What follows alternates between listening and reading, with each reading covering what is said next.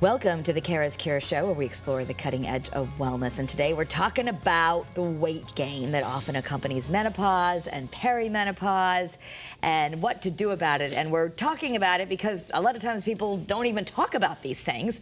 Joe Carabase is the founder of Define Wellness and Mind Body Wellness in Glastonbury, and he right here in Connecticut. But you've helped thousands of people. I know you haven't been through menopause yourself, obviously, but you'll say you've helped thousands of people really lose that extra belly fat and use this really important time to preserve muscle in life, which we need to talk about too. So thank you for being here. Yeah, my pleasure. No, I mean, look, it's weird, right? A 36-year-old man talking about menopause, like, obviously I'll never know what it's like to truly go through it. However, when I worked with thousands of people, that means I probably had tens of thousands of conversations about this menopause thing over the last 18 plus years. So I do think I'm qualified in that sense to talk about it. And, you know, we were talking off camera, it's kind of disappointing and alarming that there's just not enough conversation out about it.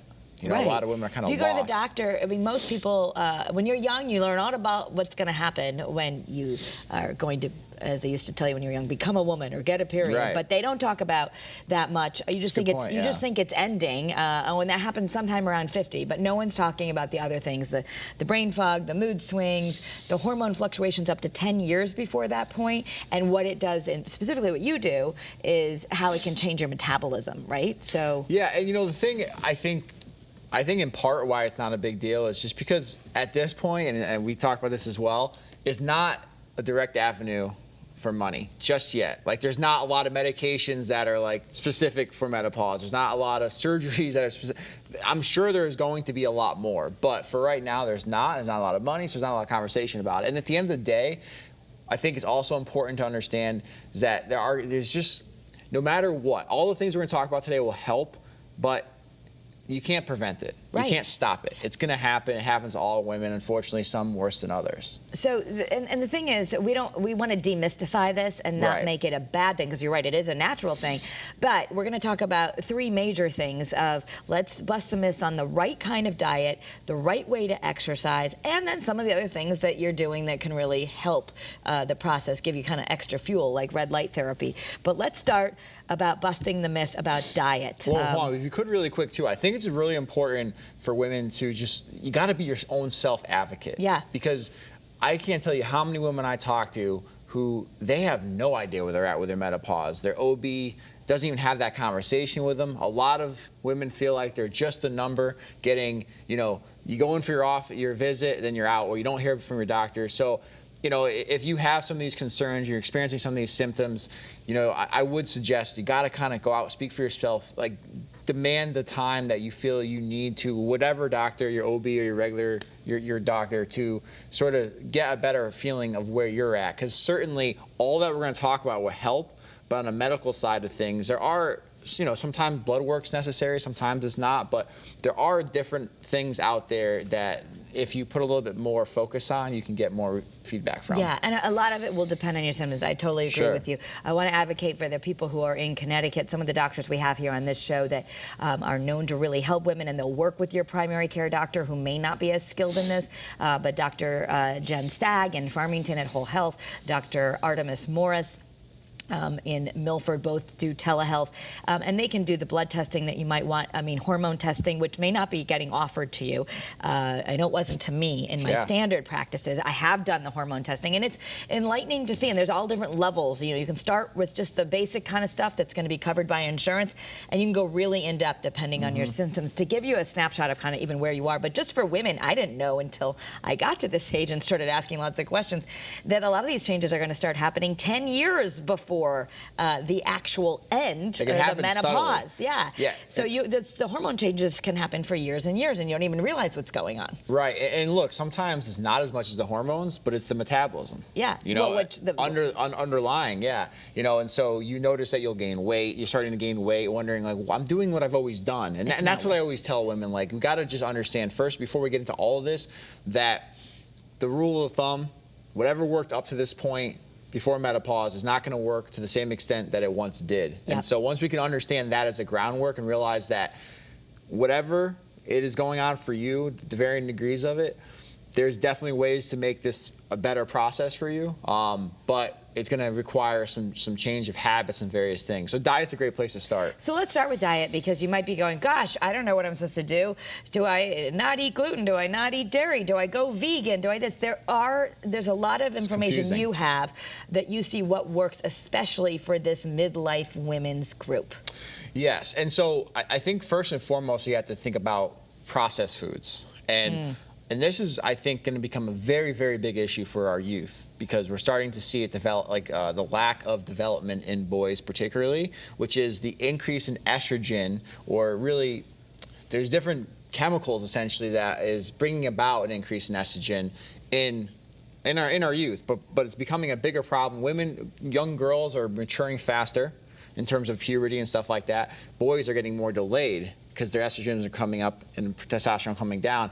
So in that, it's important to realize that a lot of foods that you can consume, and most of which are processed, and various chemicals and different plastics as well, can cause your estrogen to be even more out of whack, which you're going to have that to an extent just as a byproduct of menopause. But to just realize that, like, the different types of processed foods, as well as what's in, like, how those processed foods are presented, plastic bottles, various things like that, could also be having a negative effect. And you know, I'm a big proponent of, like, control the controllables, right? Right. Menopause is going to do what it's going to do to your estrogen. However, if you can eliminate processed foods. So that's a big one. So let's start there with diet. So number one, we want to get rid of the processed foods, because yes, lots of research that there's endocrine disruptors, and you don't need any of that. So, no. But you say prioritize protein. So the idea of, like, oh, I'm just going to go on a plant-based diet, that would be wrong for this phase? Yeah, because plant-based sounds good, right? So I see two things emerging: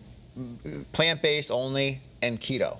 And the problem is that neither one of them necessarily are, they're never, like, if you're sold on the idea that plant-based is the way to alleviate a lot of these symptoms of menopause, or keto is, that's just not going to happen. It's just not how it works. When you're looking at plant-based in and of itself, there are some considerations. Number one, plant-based by nature is going to be low protein, moderate to high fats, and high carb. When your metabolism slows down in menopause, which it does, there's no way to go about it, it's going to happen. Your body's not gonna process all of those carbohydrates. So you're gonna store those carbohydrates way more faster than you would otherwise, and you maybe more than you would have before. So I'm not saying don't go plant-based, but if you are, just be mindful. It wouldn't be a bad idea to download the MyFitnessPal app. You don't need to pay for the paid version.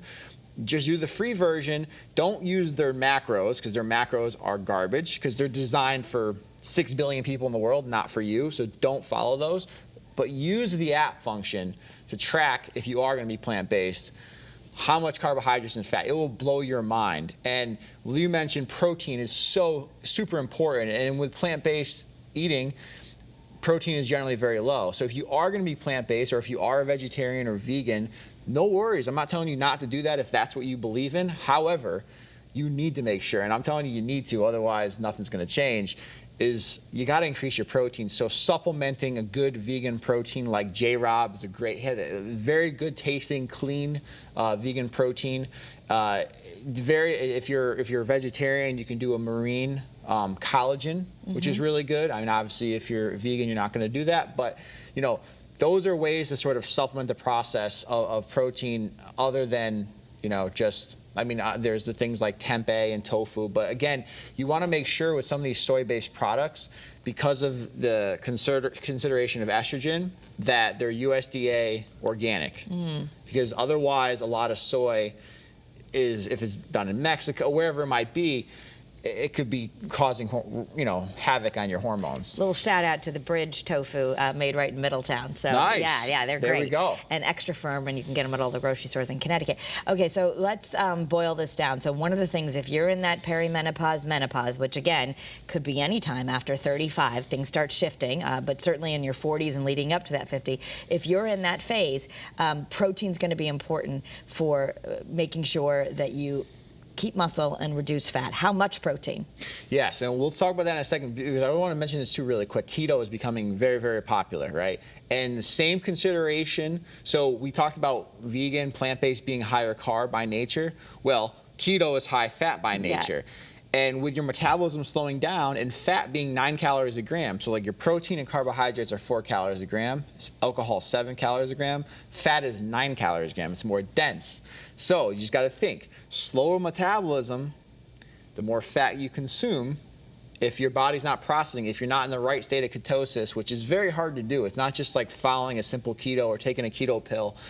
If you're not doing all of those things, then you could be gaining fat in droves, and I've seen that a lot as well. So I don't recommend keto diet unless there's you have like a serious contraindication, that because it does work really good for some special populations, but in menopause in general, the best way to look at it is a lot of whole, fruits, vegetables, but protein needs to be the focus of it, because there's something else that happens that really, it happens throughout life, but it picks up essentially when menopause hits and worsens each year thereafter, which is called sarcopenia. And sarcopenia is a natural degeneration of muscle tissue over time.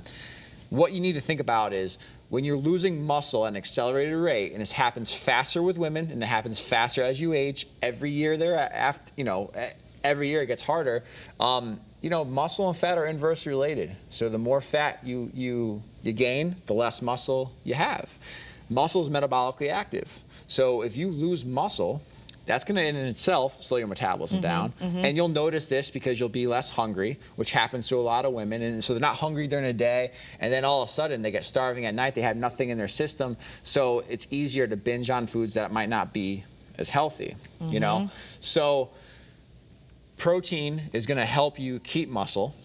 And I'll be honest with you, I would say, I'm not even joking or exaggerating, 90% of women I work with are significantly underutilizing protein consumption. Okay. So a good place to start is 0.8 to 1.2 grams per pound of ideal body weight of protein per day. So you want to weigh 135 pounds, say, you would say effort 135 grams of protein, which can be really hard if you're not targeting that. Well, it is, and especially if you're doing the math, you're like, wait a second.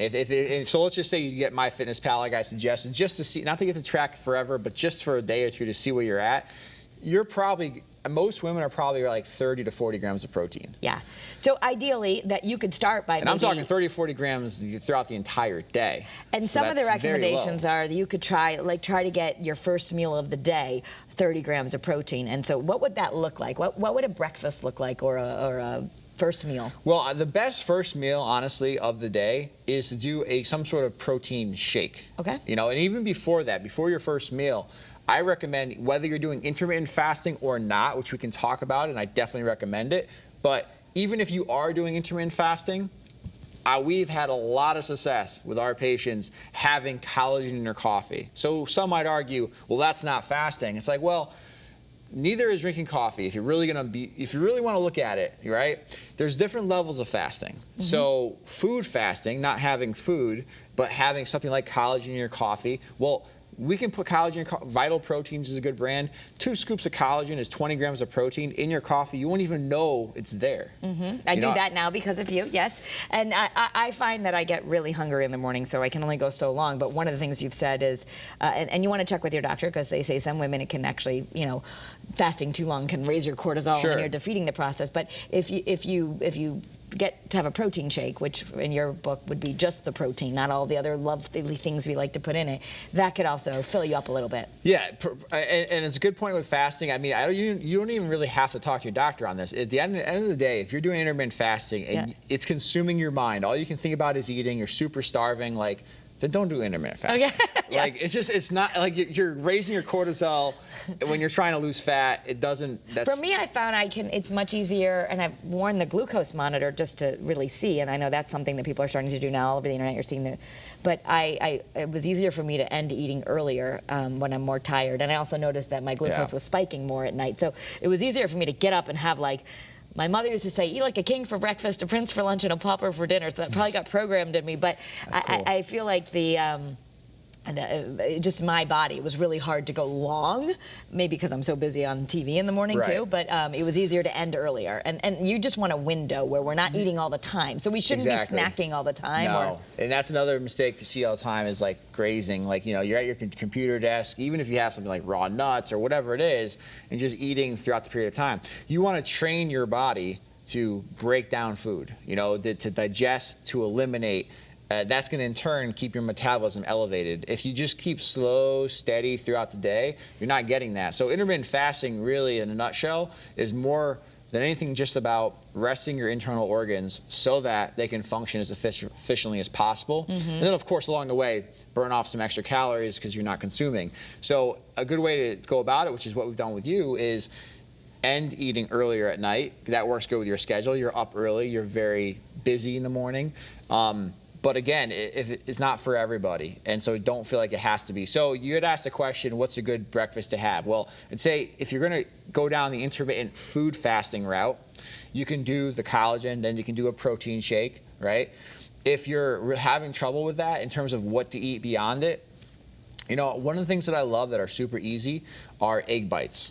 You can make those like literally it's nothing more, I think, than literally just scrambling eggs as if you would, right? Yeah. And pouring them in the muffin tins like is what you have, right? Exactly. Throw in whatever vegetables you want. Throw in some turkey bacon, added source of protein, right? And turkey bacon, you get nitrite free. And turkey bacon's high in protein. So you could really, and I would recommend, the other thing that I see a lot with menopause is having high fat content. Like look, healthy fats are good fats, for sure, without avocado, question. olive oil, all good, but you just don't want to overdo it. You got to be careful. Remember, it's 9 calories a gram. So if you're having even, a handful of nuts, you got to be mindful. Like that's a significant amount of fat intake. So, or avocado, it's easy to eat a whole avocado, right?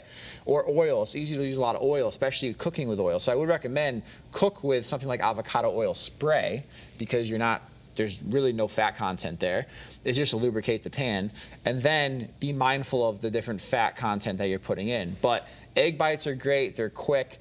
Other things that I like really well for breakfast, and it depends if you're going gluten-free or not, but a avocado toast on a gluten-free bread or sprout bread even can be really good. Throwing on hemp seeds for some protein, like that's quick, easy, something that you can have on the go. But I think for most people, the fastest way to lose will be doing something like a shake in the morning. Because then you're also controlling that you're not overdoing the calories or whatever. But so anyway, eggs, something savory, not the American breakfast where we eat something sweet in the morning, because that's going to set you off for the whole day. And Greek yogurt's good too. You just got to be careful. Greek yogurt is interesting because some people have different effects than others. Like there is a level of I believe, and I found, and I see this because when we cut out cheese for most people or most lactose products, they notice their digestion's better, there's less bloat. Greek yogurt sometimes affects people still, and other times it doesn't, not to the extent that other lactose products have. But what you could do is something like coconut or cashew, not Greek yogurt, but coconut or cashew yogurt. Now, the content of protein is going to be lower in those, but what you can do is put a scoop of protein powder in there, so you get a little bit of that. Well, even if you're making oatmeal in the morning, you would have us put, which I don't know that people realize you can do that, but you just throw a scoop of protein in there. Protein, exactly. And add some berries. You like berries. As far as fruits, you want us on low glycemic fruits if you want to let people know what that is. Yeah, low glycemic fruit, berries. I like apples. But with the oatmeal, though, I would caution just against, measure it. It's easy to do a cup, and that's a lot of carbohydrates. Yeah. So what's ideal for carbs? In terms of grams per day, that's varying for sure. So I don't really feel comfortable giving a blanket number out. But what I would say instead of that would be, again, you're in this menopause area of life. There's less margin for error. I would err on the side of 3 to 5 portions of carbohydrates per week. Per week, right? Per week. So and rotate them, right? So not every day. Obviously, you're only having 5. It's not every day, but generally we're eating more carbs than our body burns. Yeah, okay. So we've talked a lot about diet, and I want to let everyone know that if you happen to be in Connecticut, there is the Define Mind Body Wellness Studio, and you do a lot there, and you do individual coaching, because if this is all seeming confusing to you. We want to make it simple, but obviously we're prioritizing protein, prioritizing whole foods. Some people that I think are great to follow also, if you just want to learn a little bit, the Glucose Goddess on Instagram, she's having a moment, but she talks a lot about this and how not to spike if you want to do that. And I know you've got people on Instagram as well, at Joe Carabase and at Define Wellness, right? Yeah, that's right, yes. Okay, so they can follow you as well. Let's get to the workout, because obviously if you're watching on YouTube or watching on TV, you're like, look at that guy. All right, so Joe, and I know you help a lot of dads too. It's just women are the most people who go to you. So obviously you're natural. You have done lots of bodybuilding competitions, all of it natural. You're a big fan of all natural for both your clients and for yourself. But what's the right exercise to do at this phase of life? Yes, and I would say, like, look, like I work with all types of people, all ages, all sizes, and all over. We have remote clients as well. But the one thing we know for sure is that the workout has to be, like, the focus of the workout should be more on frequency, not intensity. And that is something that you gotta hardwire into your brain, because what ends up happening is there's these energies and sub-personalities that exist within all of us. And the saboteur is one that I identify that is very common in most people when they're stuck with weight loss or fat. And the saboteur is friends with the perfectionist, the inner critic, who's always going to be like, oh, you don't have an hour, that's not enough, or you didn't work out hard enough, or that's not enough weight, or you got to go to the gym. Like, no matter what effort you put forward, you're always going to internally feel like it's not enough. And so you got to be aware that these forces exist. They're what I call ants, automatic negative thoughts. No matter any time there's something important to you that you want to do that are connected to some level of esteem and insecurities, which, look, we all have it when it comes to our body, you got to know that these ants are going to be out. So when they're there, acknowledge them, know what they are. And so to that point, you want to focus on just staying consistent. That is the key. Look, I'm a busy dad of 2, entrepreneur, husband. I don't have a whole lot of time to work out, but that's not an excuse for me not to work out. So, like, yeah, when I was competing, my workouts were 60 to 90 minutes, 6 days a week, plus cardio. That was a different story. Now, my workouts are I'm not joking you, are 15 to 30 something minutes. And people are like, oh, well, that's genetic. No, it's not. It's not genetics. It's consistency. It's been this way since I was 14. And the other thing is, when you work out, you want to think about a few different things, one of which is called progressive overload, so that every single time you do a workout, you're doing either a little bit more reps or a little bit more weight. And the thing that a lot of women sort of get stuck with is the weight part, right? They kind of use the same dumbbells they've always had, or the same exercises they've always had, and do them for the same volume, same amount over and over. And at that point, you're just not getting the benefit as much. But if you're always challenging yourself to do a little bit more than you did last time, you're going to always build muscle. More muscle you build, more metabolically active it is. And more metabolically active it is, the more fat you're going to burn at rest.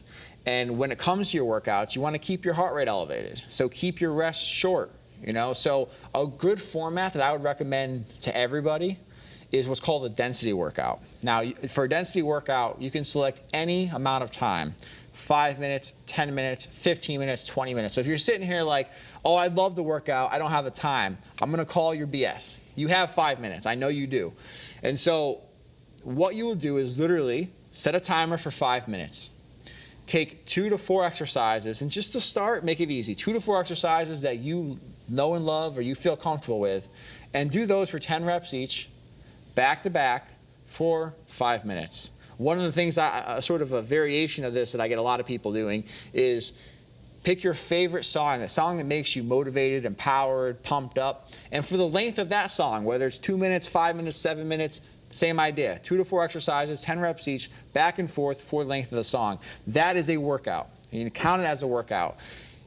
Hit at least 3 of those a week. And then you'll find if you do it for a few weeks, you're going to have more energy, you're going to feel better, you're going to have more time to work out all of a sudden with nothing else changing. So the workouts are key. Keep your heart rate up. Make sure you're building muscle. Beyond that, if you want to go deeper into what to do, you want to make sure that you're using big muscle groups. You know, so the difference between doing a bicep curl versus a squat to bicep curl or a lunge to bicep curl, right? In the latter example, you're working a lot more than just your biceps. Yeah, you want to use the bigger muscles legs, back, all those things we tend to burn more. And also back to that muscle loss in this special midlife part, which is what we're talking about here, you want to counteract that. And this is also important in the 40s and the 50s and all that, to be building muscle, because 40s, 50s, 60s, 70s, 80s. Yeah, so all of yes, them. that's right. But don't miss your 40s and 50s by just walking and doing cardio, because this is an important time to build up. But I can't tell you right? how many women who I work with who went their entire life and they're 70-something who have never worked out ever. And look, at the end of the day, like, the baby boomer population, if you look at what the fitness landscape is now compared to what it was when the baby boomer population was younger, it's not even night and day. It's like a completely different world, right? So they never got really educated on it, and a lot of times there's injuries and stuff like that. So what I would just encourage you to know is that I don't care what you got going on, there's always something that you can do. I know this for a fact because I've helped people who can't even stand up, people with fibromyalgia, PCOS, like you name it.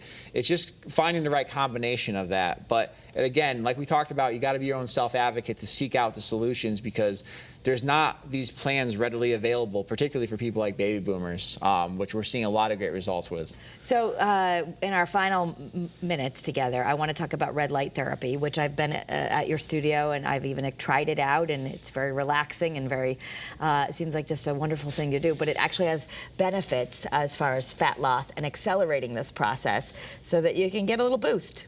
Yeah, and red light is one of those things that's going to become increasingly popular, as you'll see over the next few years. But you got to be careful, because not all red light is created equal. We have the top machine on the market with the highest nanometer amount, and the highest nanometer amount is the 635 point, is what can penetrate the skin to hit the fat cell deeply. So not all red light can do that. Some red light, a lot of red light is great for pain, but this is great for pain management as well as penetrating the body fat. But the good thing is that it's a shortcut. You know, it's going to accelerate every effort you do, from walking to exercising, whatever dietary exercise you do. And at the end of the day, we can spot reduce in a way you just can't get from diet and exercise. So like your stomach, you can't just work out, and you know, a big mistake people make is they want to flatten their stomach. They do thousands of crunches, and that's not going to make your stomach flat. It'll make it strong, but it ain't going to make it flat. So what will, you know, so like when you lose weight through exercise and diet, it's a global effort, and fat will come off where your body wants it to. But we can actually target. We can target exactly whether it's like your high thigh, your low butt cheek, your stomach. Doesn't matter. We can target that area so that you lose fat where you want it. Yeah, and I know you've got some different plans, or you do some folks of 6 weeks or even longer, but just to kind of get that jump start. I think so many women are like, oh my gosh, I just want to jump start, I want to see results, and that's why you added the red light. Is it sometimes can boost that beginning too. So even if you don't do it forever, you'll lose result. You'll see inches on day one. Yeah, and so that can motivate you. Does the weight come back if you do red light? No, so if you keep eating well. Well, the thing with red light is that it's not necessarily directly correlated with weight loss. Okay. It is when you are doing the right things with eating and working out, right? But what it is what we're doing is, if you think about the fat cell as a grape, the red light punctures the fat cell and basically squeezes it. So if you had a grape and you squeezed it and water came out, the grape's still there, but it's shrunk, right? It allows you to accelerate. We're running out of time for this, but I want to let everyone know that, again, you're available, and this is what you do. You help folks, so thank you for, if this has inspired you, you can find Joe at definewellnesscenter.com. Find him on Instagram as well, at Joe Carabase, and at Define Wellness. You can see some of the before and afters. So check it out. And if we're going to do the takeaways, prioritize your protein, make sure you're doing some strength training, and maybe you want to try red light. So absolutely. And guess what? We need to talk about all this. So thank you so much, Joe, for being here. My pleasure. Thanks for having me. And thanks for listening. You can also follow me on social media. I'm at Kara Sundlin on every platform. Feel free to share this with someone who needs to hear it. Have a great day, everyone, and be well.